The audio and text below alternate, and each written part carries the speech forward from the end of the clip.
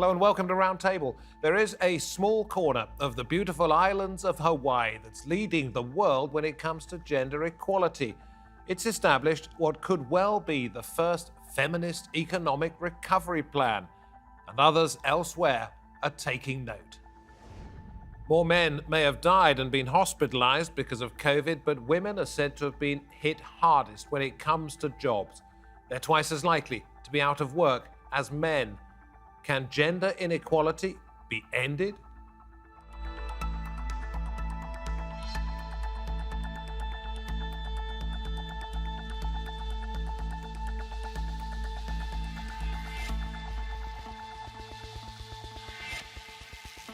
Good to have your company. I'm David Foster. It was felt there had been progress, but the pandemic has put paid to much of that. And so the call has gone out from Europe and around the world for women to be given priority when it comes to a global recovery. Women are said to have lost twice as many jobs because of COVID-19 as men. By the end of 2021, the United Nations predicts that up to 47 million more women and girls will have fallen into extreme poverty, a jump of 9% from 2019. In Hawaii, the government wants to put women front and center of its post-COVID planning with what it calls a feminist economic recovery. Free childcare for essential workers, proposals for a basic income for all, and ensuring that women have access to new so-called green jobs. This week, UN Women is hosting the Generation Equality Forum in Paris, a push for progress on gender equality. So what are the main challenges of building back fairer, not just better, after the pandemic? I'm delighted to be able to say we can welcome to this round table out of New York, Anita Bhatia, Deputy Executive Director at UN Women. We go to Brussels and we say hello to Sharan Burrow, General Secretary of the International Trades Union Confederation, representing 200 million workers, 163 different countries. And then to Baltimore in the United States, where we see Rosemary Morgan, Associate Scientist at Johns Hopkins Bloomberg School of Public Health. Great to have you all on the program. Rosemary, I want to come to you first of all, because you've been conducting a study into the gender impact of COVID, and what are the headline elements from your study? So we are conducting a study of the gendered impacts of COVID-19 across multiple countries. So this includes Kenya, Nigeria, the Democratic Republic of Congo, Bangladesh, as well as Brazil, in addition to Canada, the United Kingdom, China, and Hong Kong. And the headlines, I would say, is that we know that pandemics are not gender neutral, meaning that they affect women and men differently, and that we have to think about these impacts kind of in terms of primary, more short-term impacts and secondary, more long-term. So primary short-term impacts are related to things like infection rates, hospitalization, and death, while secondary longer-term impacts refer to the social, economic, and non-COVID related health impacts. And what we're seeing and what we know from the evidence is that women are disproportionately affected by the secondary longer-term impacts. Things like increased economic insecurity, lack of access to sexual and reproductive health services, including maternal health, increased rates of domestic violence, increase in teenage pregnancy, increase in informal care responsibilities, increase in stress and mental health impacts, and negative effects on girls' education. Okay. So those are the headlines. Anita, let me come to you and say we are seeing the Generation Equality Forum wrapping up.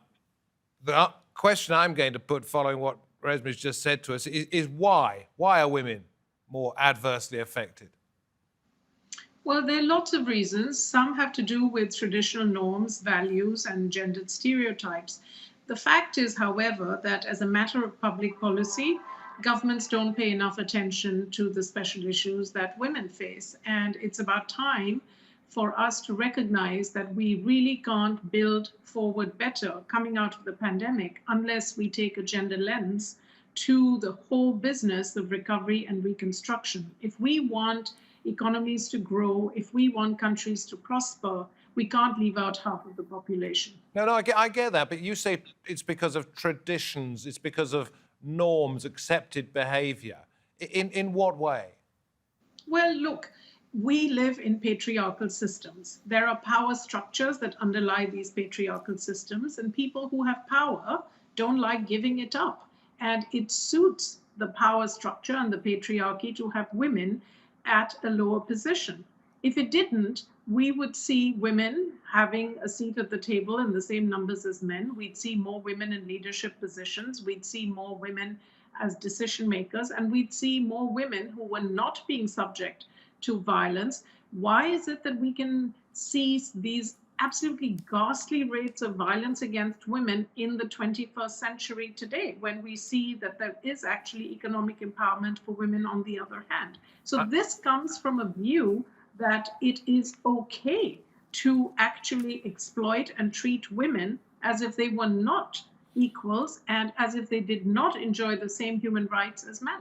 Okay, I'm going to read out in a little while some of the things that they are doing in Hawaii. Sharan, I want to come to you because you've got a unique perspective on this. 200 million members of your organization. I don't know whether it's 50-50, 60-40 men, women, but you represent both male and female. And is the picture that's been painted by Anita of a patriarchal society reflected in what you see? And is it getting any better, or has the pandemic made it much worse? So Anita's absolutely correct. And even before the pandemic, progress for women was stalling on every indicator. But COVID-19 exposed just how dependent we are on women, frontline, essential workers in healthcare and services, the majority of them women, low paid, insecure, often unsafe work. The story of health and safety, even in the areas where we were depending on healthcare, was just shocking. But are we seeing resolutions that say we need to pay women more in these frontline services? No, we're actually seeing the opposite. And I might tell you that everything you heard about the impact of COVID-19 is true and has accelerated that downward trend in indicators that say women are making progress. But one statistic that really worries us is that 80 million people in the formal employment sector, remember we have 60% of the world's people, mostly women, in informal work, no rights, no social protection, no rule of law.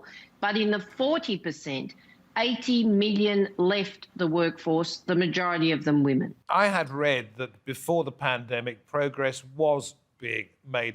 And yet you say even before COVID-19 hit the world, standards were falling back. Why was that? It's some of the issues that Anita pointed out have never been resolved. You can't, at the highest level of power, we can't crack it for equality in our parliaments, in our CEO boardrooms. I deal, however, more often than not, with workers struggling to make a living. And when you look at the gender pay gap, it still exists. It still exists, even in professions, let alone in, unskilled work. When you look at the hours that women work, they're family unfriendly, and that system simply won't change because people have always worked traditional hours. So was it a lie when people said progress was being made? By and large, depends. You can pick areas where you can say progress has been made, but if you consider that even in the professional frame, there were more women in many of our universities than men. But look at their employment history 10 years on, and they wouldn't be paid the same amount as their male counterparts they studied with. They wouldn't be in the position of power. And we saw even before the pandemic real concerns about sexual harassment being on the rise again, as somehow it was legitimate again to treat women as ownership vessels, to not see women as equals with equal power, with equal authority, with self-determination. Okay. I said I'd mention the Hawaiian connection with all of this. This is an area called Kauai, one of the islands in Hawaii. It's county backs nation's first feminist economic recovery plan. That's across the whole of the United States, the nation's first.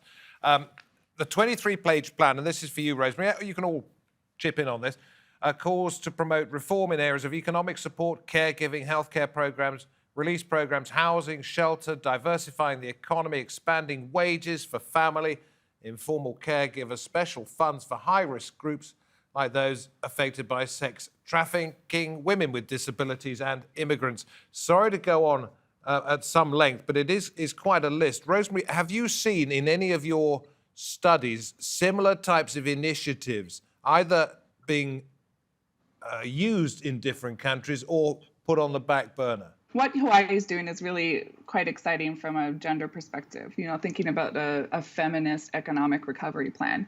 Canada as well has been talking about it. They haven't formalized it like Hawaii has, but they have they have a similar sort of report that you can see available online. We have seen on a lesser scale some interventions to address the issues that have been spoken about. But I think we haven't really seen the type of sort of feminist response, the gender responsive pandemic plan is how we refer to it, like we're seeing in Hawaii. So Anita, when it comes to the Generation Equality Forum, started off in Mexico, quite a long process, has ended up in Paris. What progress has been made? What steps can you talk about? I'm going to talk about that, but first I just want to say I think it is absolutely great that you have the Hawaii plan, and I really applaud the young woman who actually came up with this plan. I actually talked to her because I was so impressed to find a state that had actually done the hard work of laying out what a feminist recovery plan would look like. And I do want to say, building on what Rosemary just said, that we just don't see enough countries doing that. We have a handful of countries that have social structures that are friendly towards women, but by and large, the world isn't adequately focused on this, and we don't yet have the right attitudes in place to make this a public policy priority. Okay, so it gets your applause, it gets your backing, but what about the Generation Equality Forum? Okay, what so on definite progress has been made there? So look, just as Sharon said, the progress that we've seen in the last 25 years in Beijing have been on maternal mortality, on access to education, on improvements in representation, but we're still at a place where you only have, out of 193 member states in the UN, 13 countries that have gender equal cabinets. You still are at a place where 75% of all national legislators in the world are men, and you still are at a place where less than 10% of heads of state or heads of government are women.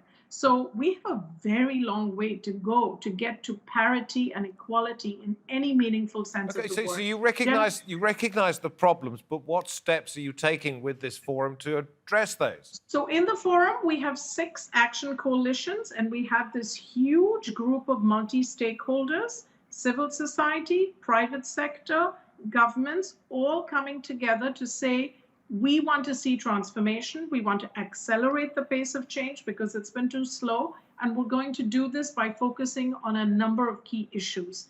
So the action coalitions cover gender-based violence, innovation and technology, climate justice, economic empowerment, women, peace and security. So these are some of, and bodily autonomy and sexual and reproductive rights, because this is also an area where we've seen huge pushback. I'm going to come back to you if I may. Sorry, I just want to bring everybody else in. I'm going to come back to you and ask you about the let's say the big financial stakeholders in all of this, like the big multinationals, whether they are on board when it comes to leveling the playing field. But Sharon, let me come to you.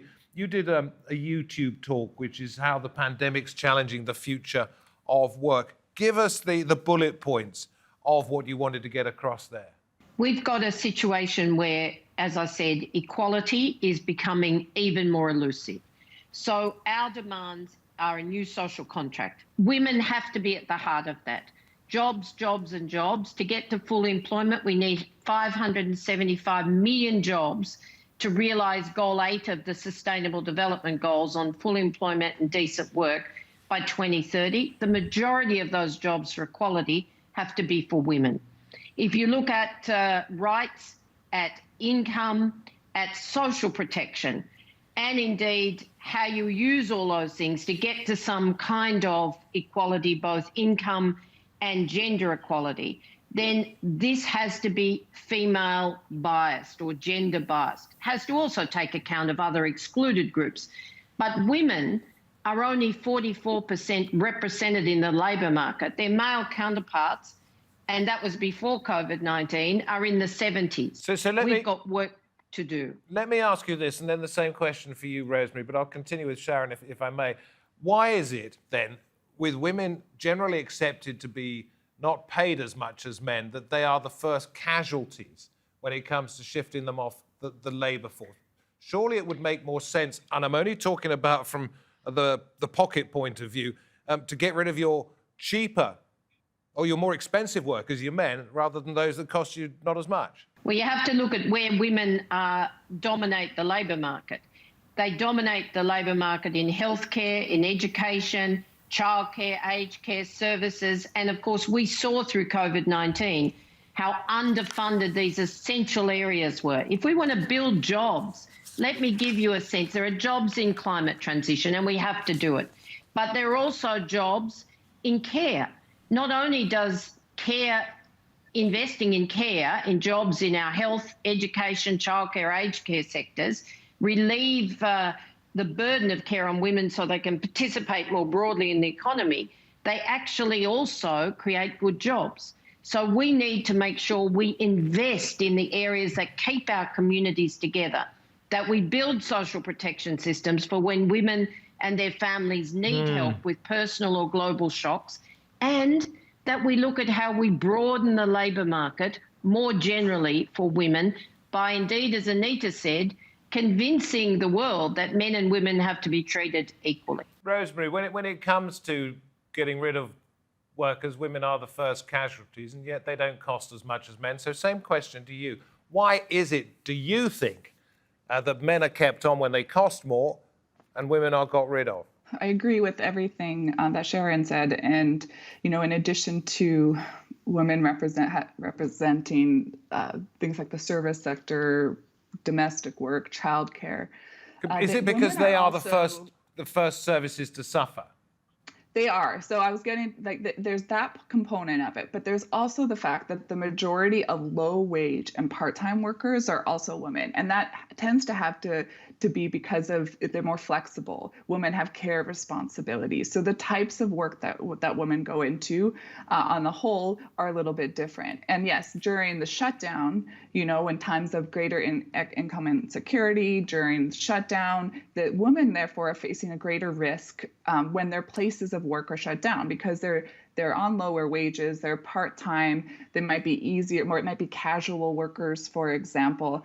And I'm sure that there's something to be said around norms and values as well, and where the sort of the value is placed. We do know that professions that are dominated by women are often devalued. So I'm sure that there's a link there to what's prioritized and what's not. So we do have norms here. We have the reality of the type of woman, the work that women are doing, both in terms of part-time, but also in terms of what were the first casualties during lockdown. I'm going to ask you what lessons you've learned in just a moment, but I want to read this out and then come to you, Anita, if I may. This is a statement from the International Monetary Fund, the European Central Bank, World Trade Organization, European Commission, and the United Nations. This is just a snippet. From accepting gender pay gaps to neglecting childcare, governments have not prioritised their needs. The result is a feeble patchwork economic infrastructure, particularly in fields such as caregiving, where we've spoken about that, retail and tourism, where women are disproportionately represented. That leaves women struggling. OK, so that's a bold statement of how pitiful the situation is at the moment. But it goes on to say, and I won't read that out, that all of this presents an opportunity. Do you see it that way, Anita? I do. I think generation equality is part of that opportunity. It's the first time we have such a large gathering with heads of state, civil society, private sector, all coming together to make commitments, both policy commitments and financial commitments to try to address the problem. One of the issues we had was that Beijing was a transformational platform articulating a vision for a gender equal world 25 years ago, but it was never costed. So governments never had to think about how much money they had to put towards solving the problem. And generation equality addresses that. So I think there is opportunity, and I think governments are beginning to recognize that this is smart economics and it is smart politics in many cases. to make sure that they are pushing for gender equal worlds, and they can actually direct their fiscal stimulus packages to do just that. It's been said on this program that no country has gender equality, but can you, Anita, point us in the direction of those countries that come closest to achieving that so we can take lessons from there? There are elements of this in different countries. So, for example, many of the Nordic countries have very strong social welfare systems, paid parental leave, paid paternity leave, and other elements that are absolutely vital for gender equality. Then we see countries where you really have invested in digital infrastructure, which makes it easier to find women in the informal sector and get them cash when things go south, as they did during the pandemic. And then you have countries which are beginning to recognize that if you don't address the care burden, you will never have gender equality. I like very much the elements of the American Rescue Plan, because the Biden-Harris administration recognizes that if you put money towards care, if you put money towards getting people back into school, if you give poor families tax credits, then you make it more possible for women to actually play their rightful role in families, societies, and the economy. So there are elements of that now, but we have a long way to go because most countries don't actually have policies in place that allow women to play that rightful role that they deserve. It should really be just the norm, shouldn't it, Sharon, that women have equality, but it is a utopian vision at the moment that you have laid out. What would be the first most important step following the pandemic that you would like to see introduced to rebalance the way things are? Well, Anita said it, investment in care. If we don't actually take our care services seriously and recognise that if we want to build our economies, the fastest multiplier of productivity is actually women in work. So investing in care gets you the base level. And then beyond that, we have to make sure that women have the skills, the training, the support to rely on those care services in order to make their own choices about the future of work. But we have to value women's work. And it goes right back to what Anita said up front. If we don't value women as equal partners in our economies as well as our societies, then we're going to see these negative trends continue. It sounds to me that, sorry, Anita, please, we don't have very much time, but say what you want to say. I want to see more women in decision making. I want to see more women at the table. I want to see more women in leadership positions. I want to see more women in politics. We need to see women at the table. It's 2021. I'm tired of congratulating women for being the first at something. We should be able to take that for granted in 2021, that there are women everywhere. It is just not acceptable that in 2021, we don't have enough women in decision making, whether it's in the public sector or in the private sector. Rosemary, let me come to you. It sounds to me that an awful lot of what is being mentioned on this program is very logical, very straightforward, but perhaps the richer countries can afford to do this more than the poorer countries. There's going to be a time of catch-up, isn't there? I'm sure there will be. And, it's not necessarily a question of affordability. I think it's also having the political will and motivation to do some of this. And there are other types of policy processes and procedures that can get put in place. So we do need these gender responsive pandemic plans. We need to ensure that women have a seat at the table. We need to think about unique lived experiences of needs of women, men, also gender minorities, and ensure that our response to the pandemic, so even like during and after, but then thinking about when the next pandemic happens, that we are in a place that we're not going to see that these inequities continue to exacerbate, and that we have good systems and structures in place. And I think all countries can be able to do that. Yes, there might be some catch up, but then you can always start somewhere. And Anita, we've probably got about a minute. All well and good to say these are the things that should happen as a priority after the pandemic, but a lot of people are going to be pushing their cases for other things as well. I think you need political will.